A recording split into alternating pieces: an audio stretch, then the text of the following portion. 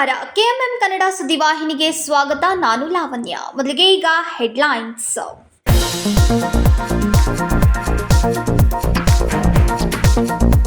ನಗರದಲ್ಲಿ ಸಂಚರಿಸುವ ವಾಹನ ಸವಾರರು ಕಡ್ಡಾಯವಾಗಿ ಹೆಲ್ಮೆಟ್ ಧರಿಸಬೇಕು. ಹೆಲ್ಮೆಟ್ ಧರಿಸುವಂತೆ ಸೂಚನೆ ನೀಡಿದ ಯಡಾ ಮಾರ್ಟಿನ್ ಮಾರ್ಕ್ನ್ಯಾಂಗ್ ಗುರುವಾರ ಹೆಲ್ಮೆಟ್ ಧರಿಸದ ವಾಹನ ಸಂಚಾರ ಸವಾರರಿಂದಲೇ ಹೆಲ್ಮೆಟ್ ಜಾಗೃತಿ.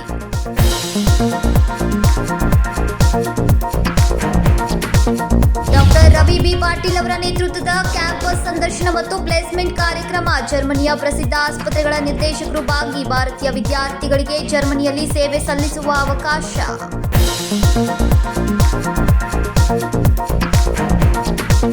ಅನ್ನಭಾಗ್ಯ ಯೋಜನೆ ಮೂಲಕ ಸಮರ್ಪಕವಾಗಿ ಆಹಾರ ಧಾನ್ಯಗಳ ವಿತರಣೆ. ಡಿಬಿಡಿ ಮೂಲಕ ₹170 ಪ್ರತಿಯೊಬ್ಬ ಅರ್ಹ ಫಲಾನುಭವಿಯ ಖಾತೆಗೆ ವರ್ಗಾವಣೆ ಮಾಡಲಾಗುತ್ತೆ. ಆಹಾರ ಸಚಿವ ಕೆಎಚ್ ಮುನಿಯಪ್ಪ ಹೇಳಿಕೆ.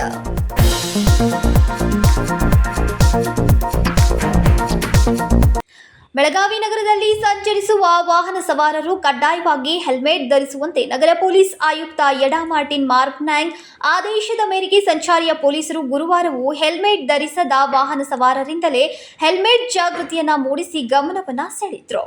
ಬೆಳಗಾವಿ ನಗರದಲ್ಲಿ ಸಂಚರಿಸುವ ವಾಹನ ಸವಾರರು ಕಡ್ಡಾಯವಾಗಿ ಹೆಲ್ಮೆಟ್ ಧರಿಸುವಂತೆ ನಗರ ಪೊಲೀಸ್ ಆಯುಕ್ತ ಯಡಾ ಮಾರ್ಟಿನ್ ಮಾರ್ಕ್ನ್ಯಾಂಗ್ ಆದೇಶದ ಮೇರೆಗೆ ಸಂಚಾರ ಪೊಲೀಸರು ಗುರುವಾರವೂ ಹೆಲ್ಮೆಟ್ ಧರಿಸದ ವಾಹನ ಸವಾರರಿಂದಲೇ ಹೆಲ್ಮೆಟ್ ಜಾಗೃತಿ ಮೂಡಿಸಿ ಗಮನ ಸೆಳೆದರು.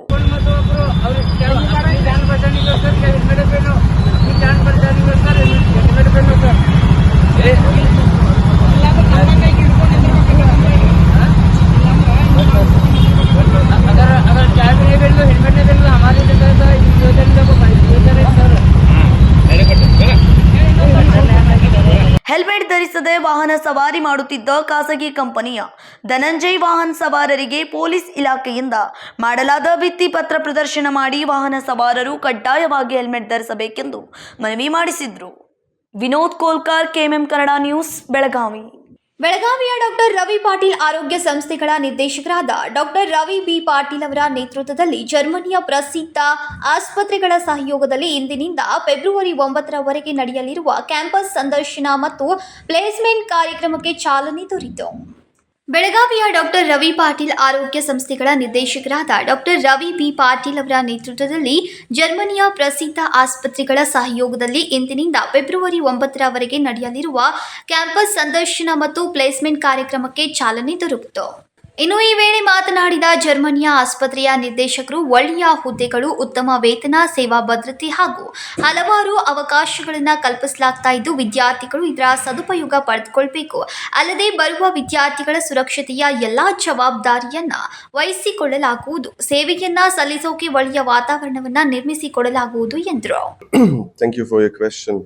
Germany is offering good salaries, safe jobs, unlimited contracts. If you compare this to other countries like the Gulf states or other like US, there's something required. It's called work experience, 2 years. So there are also opportunities for freshers entering the market, remaining in employment for unlimited period of time. Germany is mostly interested in settlement of professionals.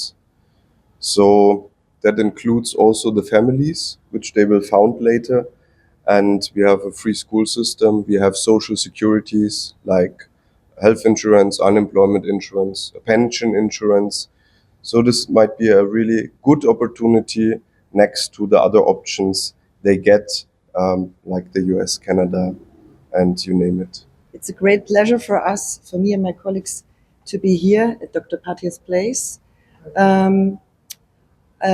Our company is called AVO, and we have 2 reasons why we have the cooperation with Mediatos and looking for professional nurses here in India.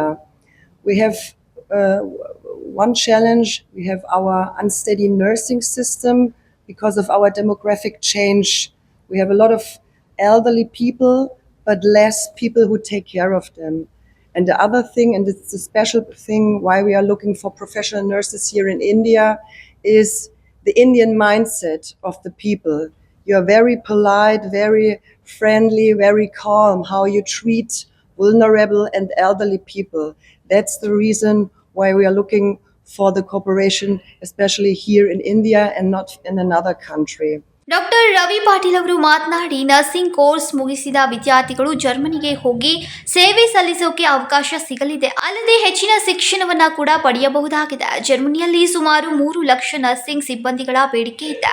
ವಿದ್ಯಾರ್ಥಿಗಳ ಆತ್ಮವಿಶ್ವಾಸವನ್ನ ಹೆಚ್ಚಿಸುವ ಉದ್ದೇಶದಿಂದ ಜರ್ಮನಿಯಿಂದ ಬಂದಿರುವ ಗಣ್ಯರು ಸಂದರ್ಶನ ನಡೆಸಿ ಆಯ್ಕೆ ಮಾಡಲಿದ್ದಾರೆ. B1, B2 ಪರೀಕ್ಷೆ ಬರೆಯಲು ಬೆಳಗಾವಿಯಲ್ಲಿಯೇ ವಿದ್ಯಾರ್ಥಿಗಳಿಗೆ ಅನುಕೂಲ ಮಾಡಿಕೊಡಲಾಗಿದೆ. ನಮ್ಮ ಸಂಸ್ಥೆಯಲ್ಲಿಯೇ ತರಬೇತಿ ಪಡೆದು ಪರೀಕ್ಷೆ ಎದುರಿಸಿ ಜರ್ಮನಿಯಲ್ಲಿ ಸೇವೆ ಸಲ್ಲಿಸೋಕೆ ಅವಕಾಶವನ್ನ ಪಡೆಯಬಹುದು. ಜರ್ಮನಿಯಲ್ಲಿ ಸೇವೆ ಸಲ್ಲಿಸೋಕೆ ಬೇಕಾಗಿರುವ ಅಲ್ಲಿಯ ಭಾಷೆಯನ್ನ ಕೂಡ ಕಲಿಸಿಕೊಡಲಾಗುವುದು ಎಂದರು. ಅವ್ರ ದೇಶದವ್ರಿಗೂ ರಿಕ್ವೈರ್ಮೆಂಟ್ ಐತಿ, ಮತ್ತು ನಮ್ಮ ಜನರು ಅಲ್ಲಿ ಹೋಗೋದ್ರಿಂದ ಏನಾಗ್ತೈತಿ, ಹೆಚ್ಚಿಗೆ ಕಲಿಯಾಕ್ ಸಿಗ್ತೈತಿ. ಈಗ ನಮ್ಮ ದೇಶದಾಗೂ ಕಲಿತಾರ, ಬಟ್ ಅಲ್ಲಿ ಇದು ನಮ್ಗಿಂತ ಸ್ವಲ್ಪ ಇನ್ನೂ ಫಾರ್ವರ್ಡ್ ಇರೋದ್ರಿಂದ ಅವ್ರಿಗೆ ಇನ್ನೂ ಹೆಚ್ಚಿಗೆ ಕಲಿಯಾಕ್ ಸಿಗ್ತೈತಿ. ಮತ್ತು ಸ್ಯಾಲ್ರಿ ಚಲೋ ಇರೋದ್ರಿಂದ ನಮ್ಮ ಜನರ ಫೈನಾನ್ಷಿಯಲ್ ಸ್ಟೇಟಸ್ ಇಂಪ್ರೂವ್ಮೆಂಟ್ ಆಗ್ತೈತಿ. ಬಡ ಮಕ್ಳು ಇರ್ತಾರ, ಅವ್ರ ತಂದೆ ತಾಯಿಗೆ ಒಂದು ಒಳ್ಳೆ ಸಪೋರ್ಟ್ ಆಗ್ತೈತಿ. ಅದನ್ನು ನಾವು ಮಾಡ್ತಾ ಇದ್ದೀವಿ. ಈಗ ಮೋಸ್ಟ್ ಆಫ್ ದ ನಮ್ಮ ಹಾಸ್ಪಿಟಲ್ಗೆ ಇರೋ ಇಕ್ವಿಪ್ಮೆಂಟ್ಸ್ ಆಗಲಿ, ಇನ್ಸ್ಟ್ರೂಮೆಂಟ್ಸ್ ಆಗಲಿ ನಾವು ಜರ್ಮನ್ದ ಯೂಸ್ ಮಾಡ್ತೀವಿ. ಬಟ್ ಅಂದ್ರೂ ಈಗ ನಾವು ನೆಕ್ಸ್ಟ್ ಸ್ಟಾಫ್ ಎಕ್ಸ್ಚೇಂಜ್ ಇದನ್ನು ಸ್ಟಾರ್ಟ್ ಮಾಡೋರಿದ್ವಿ, ಬಟ್ ನಾವು ಮಾಡಿಲ್ಲ. ಇದೆಲ್ಲ ಮುಗಿದ ಮೇಲೆ ಒಂದು ವರ್ಷ ಬಿಟ್ಟು ಸ್ಟಾಫ್ ಎಕ್ಸ್ಚೇಂಜ್ ಅಂದ್ರೆ ಅವ್ರ ಸ್ಟಾಫ್ ಇಲ್ಲಿ ಕಲಿಯಾಕ್ ಬರ್ತಾರೆ, ನಮ್ಮ ಸ್ಟಾಫ್ ಅಲ್ಲಿ ಕಲಿಯಾಕ್ ಹೋಗ್ತಾರೆ. ಅದನ್ನೇನೋ ಅಗ್ರಿಮೆಂಟ್ ನಾವು ಮಾಡ್ಕೋಬೇಕು.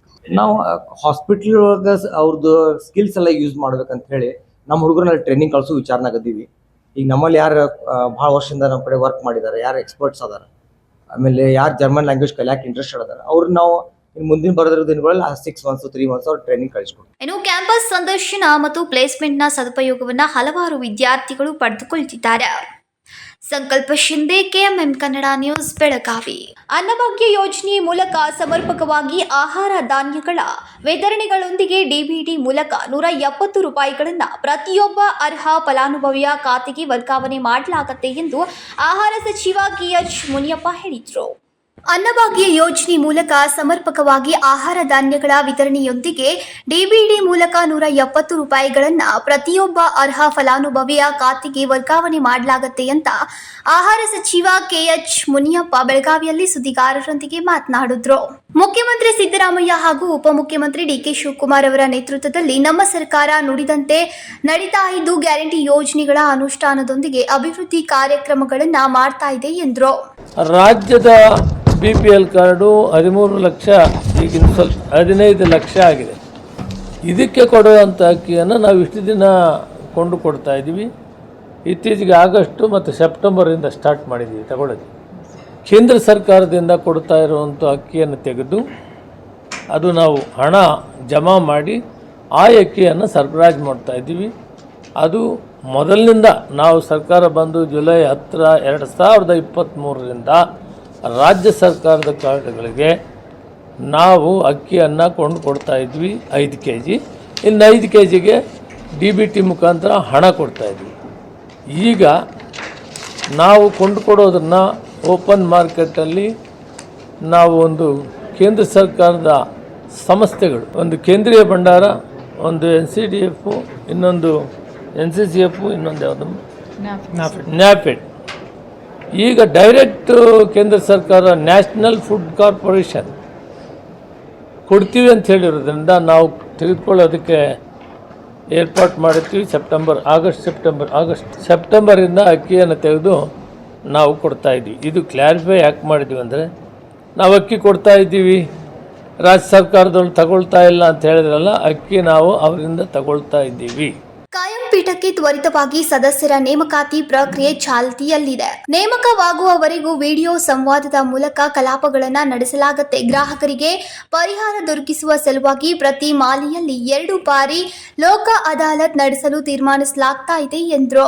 ಬೆಳಗಾವಿ ಮತ್ತು ಕಲಬುರಗಿ ಪೀಠಕ್ಕೆ 12 ಹುದ್ದೆಗಳೊಂದಿಗೆ ಹೆಚ್ಚುವರಿಯಾಗಿ 10 ಹುದ್ದೆಗಳು ಬೇಕಾಗಿರುವುದರಿಂದ ಸರ್ಕಾರಕ್ಕೆ ಪ್ರಸ್ತಾವನೆಯಲ್ಲಿ ಸಲ್ಲಿಸಲಾಗುವುದು. ದೂರುಗಳ ಪರಿಹಾರದ ಕ್ರಮಕ್ಕಾಗಿ 5 ಲಕ್ಷ ಮೇಲ್ಪಟ್ಟ ದೂರುಗೆ 10 ಲಕ್ಷದ ದೂರಿಗೆ 200 ರೂಪಾಯಿಗಳ ಅರ್ಜಿ ಶುಲ್ಕ ವಿಧಿಸಲಾಗಿದೆ ಎಂದರು.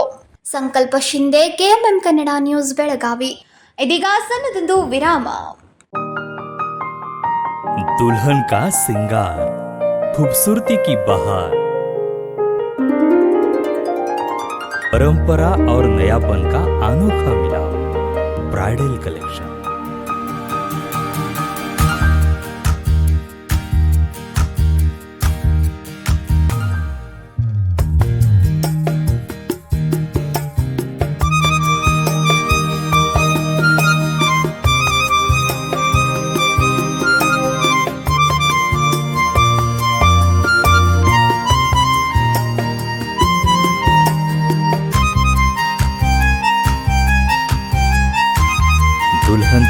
खूबसूरती में 4 चांद लगाने वाली ब्राइडल कलेक्शन की विशाल रेंज। अमरकॉन collection, Adarsha dress circle, Khade Bazar, Belgaum. Aradhana sari dress materials, Maruti Gali, Belgaum. अब शादी हो या कोई भी त्योहार की बात, परंपराओं को मिलेगा नएपन का साथ। दिल खुश करने वाली कपड़ों की दुनिया।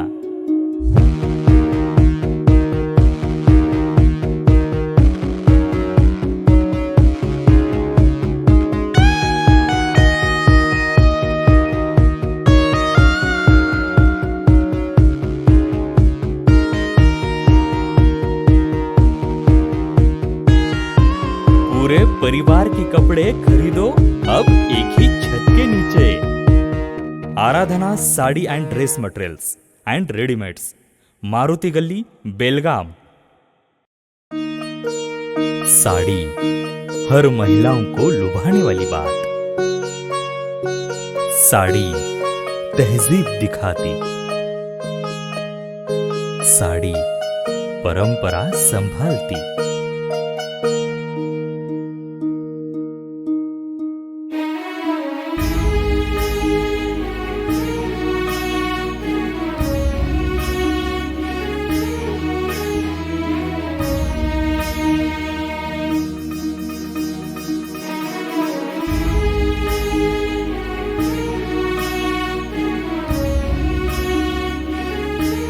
महिलाओं को खूबसूरती और निखारने वाली एक से बढ़कर एक साड़ियों का खजाना। Adarsha sari dress materials and readymades, Ramdev Gali, Belgaum. Aradhana sari dress materials, Maruti Gali, Belgaum.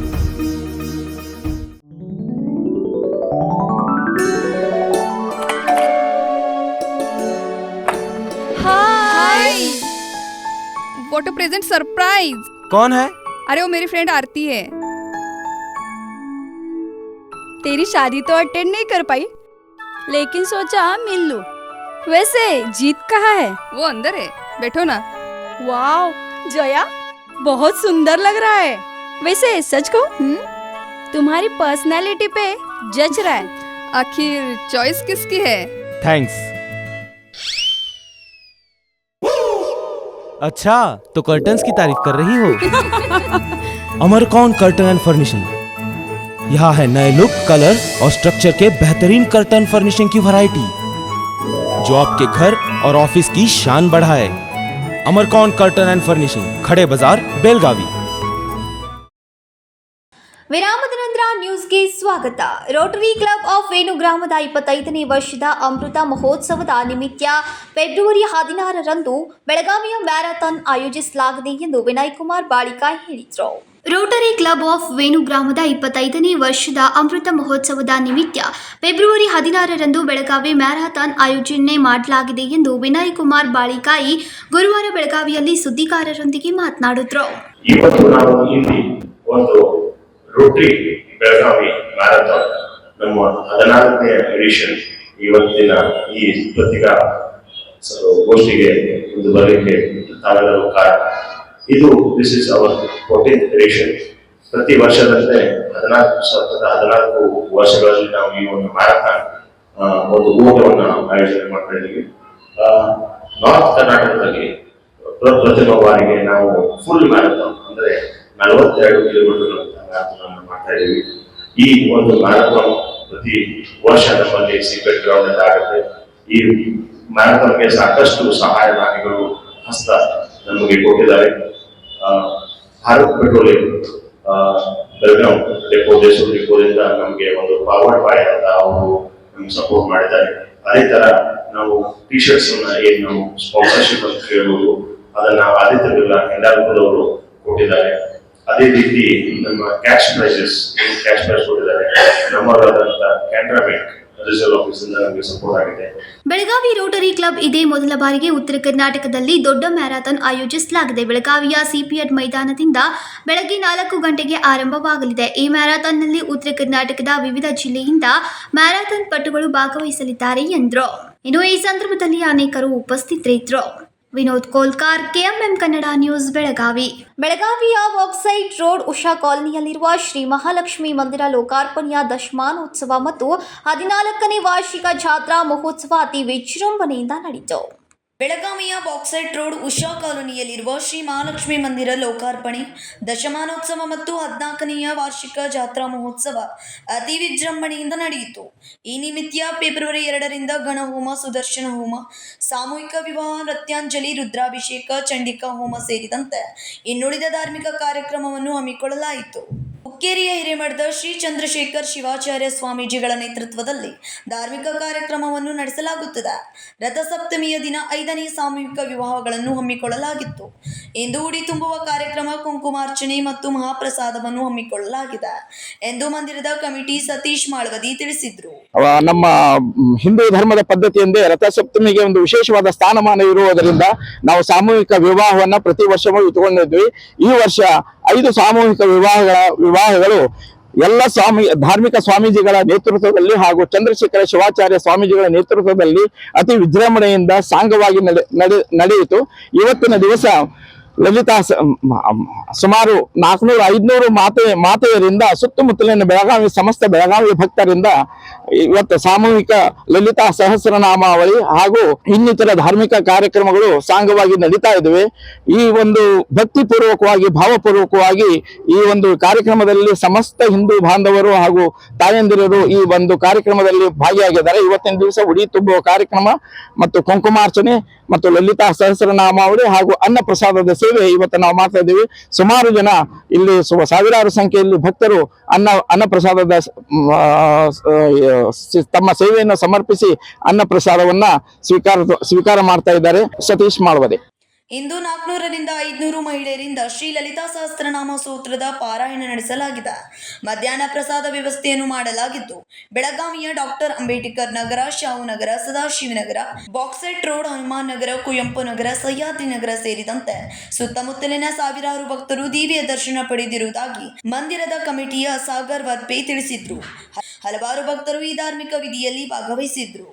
Vinod Kolkar, KMM Kannada news, Belagavi. ಸರ್ಕಾರಿ ಆಸ್ತಿ ಕಬಳಿಸೋಕೆ ತಹಸೀಲ್ದಾರ್ ವಿಶೇಷ ತರಬೇತಿ ಪಡೆದು ಬಂದಿದ್ದಾರೆ ಅಂತ ಭೀಮಪ್ಪ ಗಡಾದ್ ಹೇಳಿದರು. ಖಾನಾಪುರ ತಾಲೂಕಿನ ಸರ್ಕಾರಿ ಆಸ್ತಿಯನ್ನು ಕಬಳಿಸಲು ಖಾನಾಪುರ ತಹಶೀಲ್ದಾರ್ ಪ್ರಕಾಶ್ ಗಾಯಕ್ವಾಡ್ ವಿಶೇಷ ತರಬೇತಿ ಪಡೆದು ಬಂದಿದ್ದಾರೆ. ಇಂತಹ ತಹಶೀಲ್ದಾರ್ ಬೇರೆ ಕಡೆ ಇದ್ರೆ ಗುಡ್ಡಗಾಡುಗಳೆಲ್ಲ ಸ್ವಚ್ಛವಾಗುವುದರಲ್ಲಿ ಸಂದೇಹವೇ ಇಲ್ಲ. ಅಲ್ಲದೆ ಇದಕ್ಕೆ ಅವರ ಹಿರಿಯ ಅಧಿಕಾರಿಗಳ ಬೆಂಬಲವೂ ಇದೆ ಎಂದು ಮಾಹಿತಿ ಹಕ್ಕು ಕಾರ್ಯಕರ್ತ ಭೀಮಪ್ಪ ಗಡಾದ್ ಆರೋಪ ಮಾಡಿದ್ದಾರೆ. ಖಾನಾಪುರ ತಹಶೀಲ್ದಾರ್ ಕಚೇರಿ ಮುಂದೆ ಮಾತನಾಡಿದ ಅವರು, ಹುಳಂದ್ ಗ್ರಾಮದ 500 ಎಕರೆ ಭೂಮಿಯನ್ನ ಕಾನೂನು ಬಾಹಿರವಾಗಿ ಖಾತೆ ಬದಲಾವಣೆ ಮಾಡಿರುವ ತಹಶೀಲ್ದಾರ್ ಸರ್ಕಾರಕ್ಕೆ ಸೇರಬೇಕಾದ ಜಮೀನನ್ನ ಖಾಸಗಿ ವ್ಯಕ್ತಿಗಳ ಹೆಸರಿಗೆ ಮಾಡಿದ್ದಾರೆ. ಕೋರ್ಟ್ ಆದೇಶದಲ್ಲಿ ಕಾನೂನು ಪ್ರಕಾರ ಕ್ರಮ ಕೈಗೊಳ್ಳಿ ಅಂತ ಇದೆ. ಆದರೆ ತಹಶೀಲ್ದಾರ್ ಪ್ರಕಾಶ್ ಗಾಯಕ್ವಾಡ್ ಆದೇಶವನ್ನೇ ತಿರುಚಿ ಅದರಲ್ಲಿನ ಸರ್ಕಾರದ ಹೆಸರು ಕಡಿಮೆ ಮಾಡಿ ನ್ಯಾಯಾಲಯದ ಆದೇಶಕ್ಕೆ ಅಪಮಾನ ಮಾಡಿದ್ದಾರೆ. ಇನ್ನು ಇವರ ಹಿರಿಯ ಅಧಿಕಾರಿಗಳಾದ ಎಸಿ ಅವರು ಈ ಕ್ರಮ ಕೈಗೊಳ್ಳಬೇಕಿತ್ತು. ಆದರೆ ಅವರು ಇವರಿಗೆ ಕೈ ಜೋಡಿಸಿದ್ದಾರೆ. ಜಿಲ್ಲಾಧಿಕಾರಿಗಳು ಎಸಿಯವರಿಗೆ ಹುಳಂದ್ ಪ್ರಕರಣದ ಬಗ್ಗೆ ತನಿಖೆ ಮಾಡಿ ವರದಿ ನೀಡುವಂತೆ 1 ತಿಂಗಳ ಹಿಂದೆ ಪತ್ರ ಬರೆದಿದ್ರು. ಎಸಿಯವರು ತನಿಖೆ ಮಾಡದೆ ಕೈಕಟ್ಟಿ ಕುಳಿತಿದ್ದಾರೆ. ಇದೆಲ್ಲ ನೋಡಿದ್ರೆ ಈ ಭ್ರಷ್ಟ ಅಧಿಕಾರಿಗಳೆಲ್ಲ ಸೇರಿ ಸರ್ಕಾರದ ಆಸ್ತಿ ಕಬಳಿಸಲು ನಿಂತಿದ್ದು, ಇದರ ಹಿಂದೆ ಯಾವುದೋ ಕಾಣದ ಕೈಗಳು ಕೆಲಸ ಮಾಡುತ್ತಿವೆ. ಆದ್ದರಿಂದ ಕೂಡಲೇ ರಾಜ್ಯ ಸರ್ಕಾರ ಎಚ್ಚೆತ್ತು ಇಂಥ ಭ್ರಷ್ಟ ಅಧಿಕಾರಿಗಳನ್ನ ಅಮಾನತು ಮಾಡಬೇಕು ಎಂದರು. ಏನಾಗಿದೆ, ಹುಳಂದ ಗ್ರಾಮದ ಸರ್ವೆ ನಂಬರ್ 3 508 ಎಕರೆ 20 ಗುಂಟೆ ಜಮೀನು. ಇದು ಪೂರ್ವ ಕಾಲದಿಂದಲೂ ಗ್ರಾಮ ಜಮೀನು. ಯಾಕಂದ್ರೆ ಕಾಲಂ ನಂಬರ್ 9, 11ರಲ್ಲಿ ಗ್ರಾಮದ ಎಲ್ಲ ಜನರ ಹಕ್ಕು ಇದೆ ಅಂತೇಳಿ ದಾಖಲೆಗಳಲ್ಲಿ ಹೇಳ್ತಾ ಇದೆ. ಗ್ರಾಮದ ಎಲ್ಲ ಜನರ ಹಕ್ಕು ಅಂದ್ರೆ ಏನಪ್ಪ, ಇವತ್ತೊಂದು ಕೂಸು ಹುಡ್ರಿ ಸಹಿತ ಅದ್ರದ್ದು ಹಕ್ಕು ಬರಬೇಕಾದ್ರೆ ಆ ರೀತಿ ಇದ್ದಿದ್ದನ್ನು ಕೋರ್ಟ್ ಆದೇಶ ಪ್ರಕಾರ ಕೇಳ್ತಾರೆ. ಖಾನಾಪುರ ತಹಸೀಲ್ದಾರು ಬಹುತೇಕ ಅನಿಸ್ತತಿ ಖಾನಾಪುರ ತಹಸೀಲ್ದಾರ್ ಅಂಥವರು ಈ ರಾಜ್ಯದಲ್ಲಿ ಎಲ್ಲೂ ಇಲ್ಲ. ಸರ್ಕಾರಿ ಆಸ್ತಿಗಳನ್ನ ನುಂಗ್ಲಿಕ್ಕೆ ಸ್ಪೆಷಲ್ ಟ್ರೈನಿಂಗ್ ಆಗಿದೆ ಅಂತ ಹೇಳ್ತಾನೆ ಅವ್ರಿಗೆ. ಇಂಥ ಟ್ರೈನಿಂಗ್ಗಳನ್ನ ಎಲ್ಲ ತಹಸೀಲ್ದಾರ್ ಕೊಟ್ಟರೆ ಗುಡ್ಡ ಗಿಡ್ಡೆ ಅವು ಉಳಿದ್ರಿ ಎಲ್ಲ ಸ್ವಚ್ಛಕ್ಕವು. ಇವರೇ ಏನು ಮಾಡಿರಪ್ಪ, ಖಾನಾಪುರ ತಹಸೀಲ್ದಾರು ಹೈಕೋರ್ಟ್ ಆದೇಶ ತಿಳ್ಕೆರೆ ಹೈಕೋರ್ಟ್ ಅದನ್ನು ಕಡಿಮೆ ಮಾಡೋದು ಹೇಳಿಲ್ಲ. ಕಾನೂನು ಪ್ರಕಾರ ಮಾತು ಬರುತ್ತೆ ಅದಕ್ಕೆ. ಆ ಪ್ರಕಾರ ಇವರು ಅದನ್ನು ಕಡಿಮೆ ಮಾಡಿಬಿಟ್ಟಿದ್ದಾರೆ. ಇವತ್ತು ಜಮೀನು ಮಾರಕ್ಕೆ ನಿಂತಿದ್ದಾರೆ. ಇವತ್ತು ಸರ್ಕಾರಿ ಅಧಿಕಾರಿಗಳು ಈ ರೀತಿ ಅದರ ಮುಂದೆ ಹೆಂಗಪ್ಪ ಅದಕ್ಕೆ ನನಗನ್ನಿಸ್ತೈತಿ ಬೆಳಗಾವಿ ಎಸಿ ಅವರು ಇವರು ಕೂಡ ಹಾಗೆ ಇವ್ರಕ್ಕಿಂತ ದೊಡ್ಡವರು ಅವರಂತೂ. ಜಿಲ್ಲಾಧಿಕಾರಿಗಳ ಕಚೇರಿಯಿಂದ ಒಂದು ಪತ್ರ 1 ತಿಂಗಳಾಗಿ ಹುಳಂದ್ ಗ್ರಾಮಕ್ಕೆ ಸಂಬಂಧಪಟ್ಟಂತೆ ಏನಾಗಿದೆ ತನಿಖೆ ಮಾಡಿ ವರದಿ ಕೊಡಿರ್ತೇವೆ. ಅವ್ರು ಎಷ್ಟು ದಿವ್ಸಕ್ಕೊಂದು ತಿಂಗಳದಾರ ಗೊತ್ತಿಲ್ಲ, ಒಂದು ವಾರದಲ್ಲಿ ವರದಿ ಕೊಡುತ್ತೇವೆ ಲೆಟರ್ ಹಾಕಿದರು. ಇದುವರೆಗೆ ಏನೂ ಇಲ್ಲ.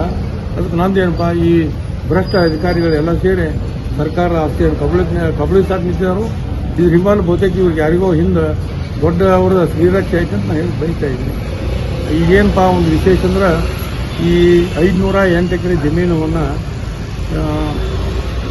ಊರಿನ ಎಲ್ಲ ಜನರ ಹಕ್ಕು ಇದೆ ಅಂತ ತೆಗೆದದ್ದು ನೋಡಿ ತಹಸೀಲ್ದಾರ್ ಅಮಾನತ್ ಆಗಬೇಕು.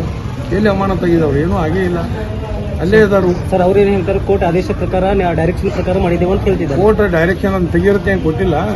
ಈ ಲೋಕಾಯುಕ್ತರಲ್ಲಿ ದೂರು ಕೊಟ್ಟಿವಿ ನಾವು. ಅದಕ್ಕೆ ಕಂದಾಯ ಸಚಿವರನ್ನ, ಈ DC ಅವ್ರನ್ನ ಪಾರ್ಟಿ ಮಾಡಿ ಅಲ್ಲಿ ಬಂದು ಹೇಳ, ಕೋರ್ಟ್ ಆದೇಶ ತೆಗೆದ್ರೆ ನಮಗೇನು ತಲೆ ಕೆಟ್ಟಿಲ್ಲ. ಇವರು ಹೆಂಗದ ಗೊತ್ತಿಲ್ಲಪ್ಪ ನಮಗೆ. ನಮ್ದು ಏನು ಸರ್ಕಾರ ಆಸ್ತಿ ಉಳಿಬೇಕು. Prasanna Kumbar, KMM Kannada news, Khanapur. ಇದೀಗ ಮತ್ತೊಂದು ಸಣ್ಣದೊಂದು ವಿರಾಮ.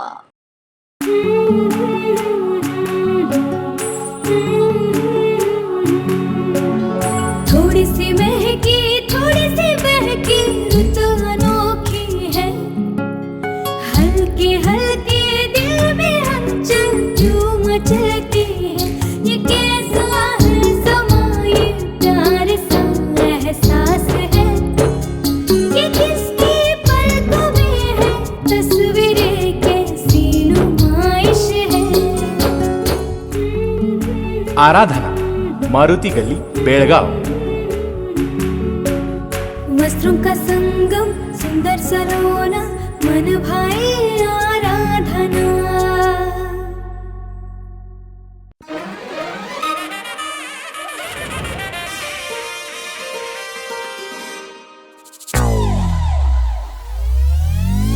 कहानी कहानी चलदे नीनो चिन्नद गरिया बरदे नीनो निन्नद कथೆಯ ಬೆಳಕಿನಲ್ಲಿ. Celebrating the brides of now. Kahani Bridal Stories by Bhima.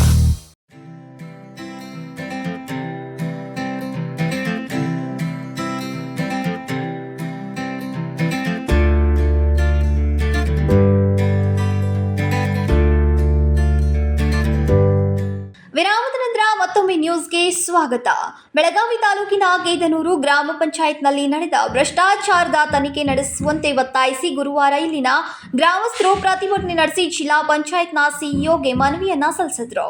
Belagavi ತಾಲೂಕಿನ ಕೇದ್ನೂರು ಗ್ರಾಮ ಪಂಚಾಯಿತಿಯಲ್ಲಿ ನಡೆದ ಭ್ರಷ್ಟಾಚಾರದ ತನಿಖೆ ನಡೆಸುವಂತೆ ಒತ್ತಾಯಿಸಿ ಗುರುವಾರ ಇಲ್ಲಿನ ಗ್ರಾಮಸ್ಥರು ಪ್ರತಿಭಟನೆ ನಡೆಸಿ ಜಿಲ್ಲಾ ಪಂಚಾಯತ್ ಸಿಇಒಗೆ ಮನವಿಯನ್ನ ಸಲ್ಲಿಸಿದ್ರು. ಕೇದ್ನೂರು ಗ್ರಾಮ ಪಂಚಾಯಿತಿಯಲ್ಲಿ ಸರ್ಕಾರದಿಂದ ಬರುವ ಹಣ ಯೋಜನೆ ಅಡಿಯಲ್ಲಿ 2021ರಿಂದ ಇಲ್ಲಿಯವರೆಗೆ ದೊಡ್ಡ ಪ್ರಮಾಣದಲ್ಲಿ ಅವ್ಯವಹಾರ ನಡೆಯುತ್ತಿದ್ದು, ಸರ್ಕಾರದಿಂದ ಬಂದ ಹಣವನ್ನು ಕೆಲಸಕ್ಕಾಗಿ ವಿನಿಯೋಗಿಸದೆ ಅಧ್ಯಕ್ಷರು, PDO ಮತ್ತು ಕ್ಲರ್ಕ್ ಇವರು ಹಣವನ್ನು ತಮ್ಮ ಸ್ವಂತಕ್ಕೆ ಬಳಸಿ ನಕಲಿ ಬಿಲ್ಗಳನ್ನು ಸೃಷ್ಟಿಸಿ ಎಲ್ಲ ಹಣವನ್ನು ತಾವೇ ಲಪಟಾಯಿಸಿದ್ದಾರೆಂದು ಮನವಿಯಲ್ಲಿ ದೂರಿದ್ದಾರೆ.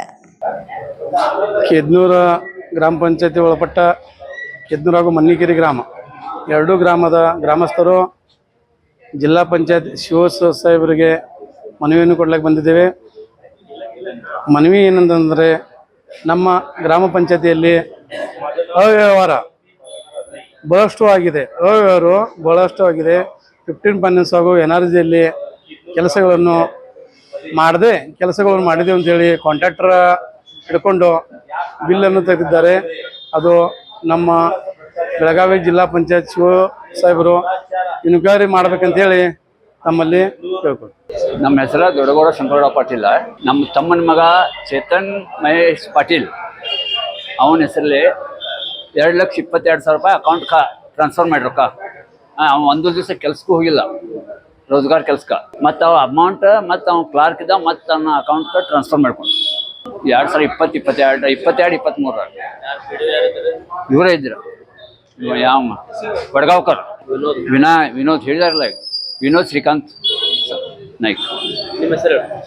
ದೊಡ್ಡಗೌಡ ಶಂಕರಗೌಡ ಪಾಟೀಲ್. ಕೇದ್ನೂರು ಗ್ರಾಮ ಪಂಚಾಯಿತಿಗೆ ಬಂದಿರುವ 14ನೇ ಹಾಗೂ 15ನೇ ಹಣಕಾಸಿನ ಯೋಜನೆಯಲ್ಲಿ ಕಳೆದ 4 ವರ್ಷಗಳಲ್ಲಿ ದೊಡ್ಡ ಮಟ್ಟದ ಹಣ ಖರ್ಚು ಆಗಿದ್ದು, ಇದರ ಬಗ್ಗೆ ಮಾಹಿತಿ ಅಧಿನಿಯಮ 2005ರ ಅಡಿ ಗ್ರಾಮ ಪಂಚಾಯಿತಿ ಕಡೆ ಅರ್ಜಿ ಮಾಡಿ ಮಾಹಿತಿ ಕೇಳಲಾಯಿತು. ಆದರೆ ಗ್ರಾಮ ಪಂಚಾಯಿತಿಯವರು ಸರದಿ ಮಾಹಿತಿ ಸರಿಯಾಗಿ ನೀಡಿಲ್ಲ.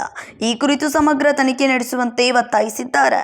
Vinod Kolkar, KMM Kannada news, Belagavi. ದಾವಣಗೆರೆ ಜಿಲ್ಲೆ ಚನ್ನಗಿರಿಯಲ್ಲಿ ಮುಸ್ಲಿಂ ಜಿಹಾದಿ ಕಾಮಾಂದ ಅಹ್ಮದ್ಗೆ ಉಗ್ರ ಶಿಕ್ಷೆ ನೀಡುವಂತೆ ಶ್ರೀರಾಮ ಸೇನೆಯ ಮುಖಂಡ ರಾಜು ಕೊಕಿತ್ಕರ್ ಆಗ್ರಹಿಸಿದರು.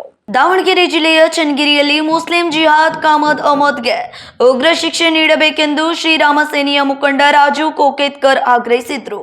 ಗುರುವಾರ ಬೆಳಗಾವಿಯಲ್ಲಿ ಸುದ್ದಿಗಾರರೊಂದಿಗೆ ಮಾತನಾಡಿದ ಅವರು, ದಾವಣಗೆರೆ ಜಿಲ್ಲೆಯ ಚನ್ನಗಿರಿಯಲ್ಲಿ ಇಡೀ ನಾಗರಿಕ ಸಮಾಜವೇ ಬೆಚ್ಚಿ ಬೀಳುವ ಹಿಂದೂ ಮಹಿಳೆಯರ ಬಾಲಕಿಯರ ಸುರಕ್ಷತೆ ಬಗ್ಗೆ ಅತ್ಯಂತ ಗಾಬರಿ ಹುಟ್ಟಿಸುವ ಅಶ್ಲೀಲತೆ ಕಾಮಾಂಧತೆಯ ಹೇಯ ಹೀನ್ಯ ಕೃತ್ಯ ಮುಸ್ಲಿಂ ಜಿಹಾದ್ ಅಹಮದ್ ಅನ್ನು ರಾಕ್ಷಸನಿಂದ ನಡೆದಿದ್ದು ಇದನ್ನು ಉಗ್ರವಾಗಿ ಖಂಡಿಸುತ್ತೇನೆ ಎಂದರು.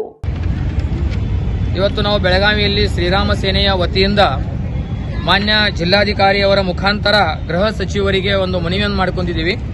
ದಾವಣಗೆರೆ ಜಿಲ್ಲೆಯ ಚನ್ನಗಿರಿಯಲ್ಲಿರುವ ಅಹಮದ್ ಎನ್ನುವ ಒಂದು ಕಾಮುಕನು ಮೆಡಿಕಲ್ ಅಂಗಡಿಯಲ್ಲಿ ಕೆಲಸ ಮಾಡುತ್ತಿದ್ದು ಅವನು ಕೆಲವೊಂದು ನಶೆಯ ಟ್ಯಾಬ್ಲೆಟ್ಸ್ಗಳನ್ನು ಕೊಟ್ಟು ಹಿಂದೂ ಹೆಣ್ಣು ಮಕ್ಕಳು ಕೆಲವೊಂದು ಹಿಂದೂ ಹೆಣ್ಣು ಮಕ್ಕಳು ಇಲ್ಲಂದ್ರೂ 100ಕ್ಕೂ ಮೇಲ್ಪಟ್ಟ ಹಿಂದೂ ಹೆಣ್ಣು ಮಕ್ಕಳನ್ನು ಬ್ಲ್ಯಾಕ್ಮೇಲ್ ಮಾಡಿ ಅವರ ಕೆಲವೊಂದು ವಿಡಿಯೋಗಳನ್ನು ಮಾಡಿ ಪ್ರಸಾರ ಮಾಧ್ಯಮದಲ್ಲಿ ಅಥವಾ ಅವರ ಸೋಷಿಯಲ್ ಮೀಡಿಯಾದಲ್ಲಿ ಹಾಕಿ ಮುಸ್ಲಿಮರಲ್ಲಿ ಹರಿಬಿಟ್ಟಿದ್ದಾನೆ.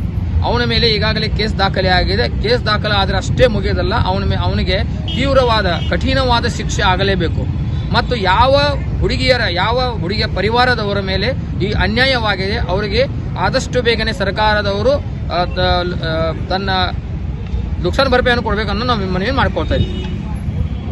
ಔಷಧಿ ಅಂಗಡಿಗೆ ಬರುತ್ತಿದ್ದ ಹಿಂದೂ ಹೆಣ್ಣು ಮಕ್ಕಳನ್ನ ಎಳೆ ವಯಸ್ಸಿನ ಶಾಲಾ ಮಕ್ಕಳನ್ನು ಪುಸಲಾಯಿಸಿ ಹೆದರಿಸಿ ಮದ್ದು ಬರುವ ಮಾತ್ರೆ ನೀಡಿ ಬಲಾತ್ಕಾರದಿಂದ ಲೈಂಗಿಕ ಅತ್ಯಾಚಾರ ಮಾಡಿ ಸುಮಾರು 100ಕ್ಕೂ ಹೆಚ್ಚು ವಿಡಿಯೋ ಮಾಡಿ ಮುಸ್ಲಿಮರ ವಾಟ್ಸಪ್ ಗ್ರೂಪ್ನಲ್ಲಿ ಹರಿಬಿಡ್ತಿದ್ದಾನೆ.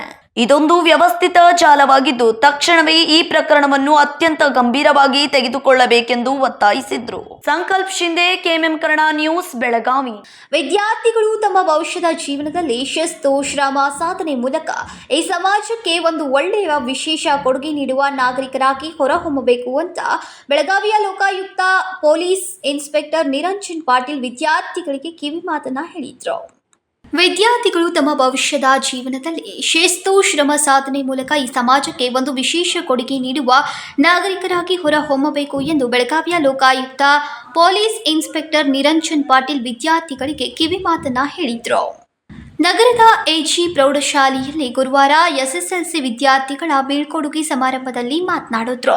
ಪ್ರತಿಯೊಬ್ಬರಲ್ಲೂ ಒಂದು ವಿಶೇಷವಾದ ಸಾಮರ್ಥ್ಯ ಇರುತ್ತೆ. ಅದನ್ನ ಸಾಧಿಸೋಕೆ ಶಿಸ್ತು, ಶ್ರಮ, ನಿರಂತರ ಅಧ್ಯಯನ ಬೇಕಾಗುತ್ತೆ ಎಂದರು. ಪ್ರತಿಯೊಬ್ಬ ಮಗು ಅಥವಾ ಪ್ರತಿಯೊಬ್ಬ ವ್ಯಕ್ತಿ ಜೀವನದಲ್ಲಿ ಒಂದು ನಾನು ಯೂಶಲಿ ನನ್ನಷ್ಟಕ್ಕೆ ನಾನೇ ಒಂದು ಕೆಲವೊಂದು ಚಿಂತನೆಗಳು ಮಾಡ್ತಾ ಇರ್ತೇನೆ. ನಾನೇನು ದೊಡ್ಡ ವಿಚಾರವಾದಿ ಅಲ್ಲ. ನಾವು ಒಬ್ಬ ವ್ಯಕ್ತಿಯನ್ನು ನಾವು ಮೂರು ವ್ಯಕ್ತಿ ಯಶಸ್ಸನ್ನು 3 ಗುಣಗಳಿಂದ ನಾವು ಗುರುತಿಸ್ತೀವಿ ಯೂಶಲಿ. ನಾನು ಲಾಸ್ಟ್ ಟೈಮೂ ಈ ಒಂದು ಕಾರ್ಯಕ್ರಮದಲ್ಲಿ ಹೇಳಿದ್ದೆ, ಒಂದು ಮಗುವಿಗೆ ಕೊಟ್ಟಂಥ ಸಂಸ್ಕಾರ, ಆ ಸಂಸ್ಕಾರದಿಂದ ಮಗು ತಾನು ಶ್ರಮ ಮಾಡಿ ಅಥವಾ ಸಮಾಜದಿಂದ ಪಡೆದಂಥ ಒಂದು ಶಿಕ್ಷಣ, ಮನೆಯಲ್ಲಿ ಅಥವಾ ಸಮಾಜದಿಂದ ಪಡೆದ ಸಂಸ್ಕಾರ ಮತ್ತು ಶಿಕ್ಷಣದಿಂದ ಆ ವ್ಯಕ್ತಿ ಇಡೀ ಜೀವನ ಪರ್ಯಂತರ ತನಗೋಸ್ಕರ ಮತ್ತು ತನ್ನ ಸಮಾಜಕ್ಕೋಸ್ಕರ ಮಾಡುವಂಥ ಒಂದು ಶ್ರಮ, ಈ 3 ಗುಣಗಳಿಂದ ಯಾವುದೇ ಒಬ್ಬ ವ್ಯಕ್ತಿ ಗುರುತಿಸಲ್ಪಡ್ತಾನೆ. ಶಿಕ್ಷಣ, ಸಂಸ್ಕಾರ, ಶಿಕ್ಷಣ ಮತ್ತು ಶ್ರಮ. ಈಗ ನೀವು ಈ ಸಂಸ್ಕಾರ ಮತ್ತು ಶಿಕ್ಷಣ ಅನ್ನುವಂಥ ಒಂದು 2 ಪ್ರಮುಖ ಘಟ್ಟದಲ್ಲಿ ನೀವಿದ್ದೀರಿ. ಈಗಾಗಲೇ ತಮ್ಮ ಚಿಮ್ಮಡ ಗುರುಗಳು ಅಥವಾ ಶಾಲಾ ಶಿಕ್ಷಕರು ಹೇಳ್ತಾ ಇದ್ರು, ಕೆಲವು ಮಕ್ಕಳು ಓದಿನಲ್ಲಿ ಪ್ರೋತ್ಸಾಹ ತೋರಿಸ್ರಿ, ಇನ್ನೂ 44 ದಿವಸಗಳು ಉಳಿದಿದೆ, ನೀವು ನಿಮ್ಮ ಓದಿನಲ್ಲಿ ಗಮನ ಇರಲಿ, ನೀವು ಕೂಡ ಪ್ರಯತ್ನ ಪಡಿ ಅಂತೇಳಿ. ಜಿಎ ಸಂಯುಕ್ತ ಪದವಿ ಪೂರ್ವ ಮಹಾವಿದ್ಯಾಲಯದ ಉಪ ಪ್ರಾಚಾರ್ಯ ಸಿಪಿ ದೇವಋಷಿ ಮಾತನಾಡಿ, ಭಾರತ ವಿಶಿಷ್ಟವಾದ ದೇಶವಾಗಿದೆ. ಇಲ್ಲಿ ಇರುವಷ್ಟು ಜಾತಿ, ಧರ್ಮ, ಭಾಷೆ, ವೈಶಿಷ್ಟ್ಯಗಳು ಜಗತ್ತಿನ ಬೇರೆ ದೇಶದಲ್ಲಿ ಇಲ್ಲ. ವಿದ್ಯಾರ್ಥಿಗಳು ನಮ್ಮ ದೇಶದ ಶ್ರೇಷ್ಠ ಸಂಪತ್ತಾಗಿದ್ದು, ಮುಂದಿನ ದಿನಗಳಲ್ಲಿ ತಾವೆಲ್ಲರೂ ಶ್ರೇಷ್ಠ ಸಾಧನೆ ಮಾಡುವ ಮೂಲಕ ಉತ್ತಮ ನಾಗರಿಕರಾಗಿ ಸಮಾಜ ಹಾಗೂ ದೇಶಕ್ಕೆ ಉನ್ನತ ಕೊಡುಗೆ ನೀಡಬೇಕು ಅಂತ ಹೇಳಿದ್ರು. ವಿದ್ಯಾರ್ಥಿನಿಯರು ಪ್ರಾರ್ಥಿಸಿದ್ರು. ಎಆರ್ ಪಾಟೀಲ್ ಪ್ರಾಸ್ತಾವಿಕವಾಗಿ ಮಾತನಾಡಿದ್ರು. ಶಿವರಾಜ್ ಏಳ್ಕೋಟಿ ಪರಿಚಯಿಸಿದ್ರು. ಇನ್ನು ಈ ಸಂದರ್ಭದಲ್ಲಿ ಅನೇಕರು ಉಪಸ್ಥಿತರಿದ್ದರು. ಸಂಕಲ್ಪ ಶಿಂದೆ, ಕೆಎಂಎಂ ಕನ್ನಡ ನ್ಯೂಸ್, ಬೆಳಗಾವಿ. ಬೆಳಗಾವಿ ಜಿಲ್ಲೆಯ ಅಥಣಿ ತಾಲೂಕಿನ ತಾಂಸಿ ಅನಂತಪುರ ರಸ್ತೆ ಮಧ್ಯೆ ಟ್ರ್ಯಾಕ್ಟರ್ ಹಾಗೂ ಕಾರ್ ನಡುವೆ ಭೀಕರ ಅಪಘಾತವೊಂದು ಸಂಭವಿಸಿದೆ.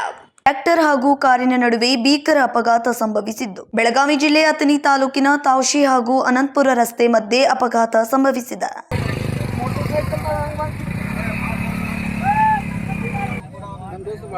ಟ್ರಕ್ ನಾವು ಆ ಕಡೆ ಹೋಗತ್ತೇಳ್ರಿ, ಆ ಕಡೆ ಅಪಘಾತದಲ್ಲಿ ಕಾರಿನ ಮುಂಭಾಗ ನುಜ್ಜಾಗಿದ್ದು, ಅಪಘಾತದಲ್ಲಿ ಒಬ್ಬನ ಸ್ಥಿತಿ ಚಿಂತಾಜನಕ, ಮತ್ತೊಬ್ಬನ ಸ್ಥಿತಿ ಗಂಭೀರವಾಗಿದೆ.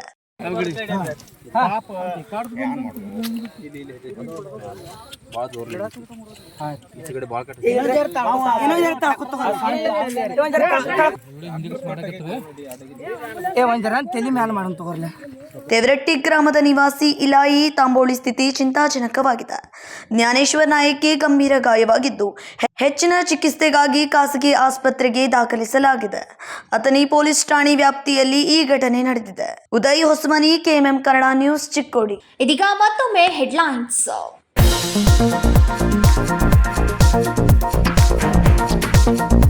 ನಗರದಲ್ಲಿ ಸಂಚರಿಸುವ ವಾಹನ ಸವಾರರು ಕಡ್ಡಾಯವಾಗಿ ಹೆಲ್ಮೆಟ್ ಧರಿಸಬೇಕು. ಹೆಲ್ಮೆಟ್ ಧರಿಸುವಂತೆ ಸೂಚನೆ ನೀಡಿದ ಯಡಾ ಮಾರ್ಟಿನ್ ಮಾರ್ಕ್ನ್ಯಾಂಗ್ ಗುರುವಾರ ಹೆಲ್ಮೆಟ್ ಧರಿಸದ ವಾಹನ ಸಂಚಾರ ಸವಾರರಿಂದಲೇ ಹೆಲ್ಮೆಟ್ ಜಾಗೃತಿ.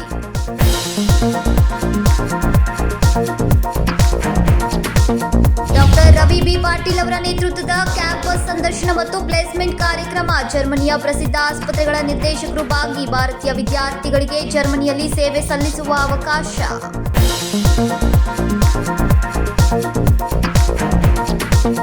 ಅನ್ನಭಾಗ್ಯ ಯೋಜನೆ ಮೂಲಕ ಸಮರ್ಪಕವಾಗಿ ಆಹಾರ ಧಾನ್ಯಗಳ ವಿತರಣೆ. ಡಿಬಿಡಿ ಮೂಲಕ 170 ರೂಪಾಯಿಗಳನ್ನು ಪ್ರತಿಯೊಬ್ಬ ಅರ್ಹ ಫಲಾನುಭವಿಯ ಖಾತೆಗೆ ವರ್ಗಾವಣೆ ಮಾಡಲಾಗುತ್ತೆ. ಆಹಾರ ಸಚಿವ ಕೆಎಚ್ ಮುನಿಯಪ್ಪ ಹೇಳಿಕೆ.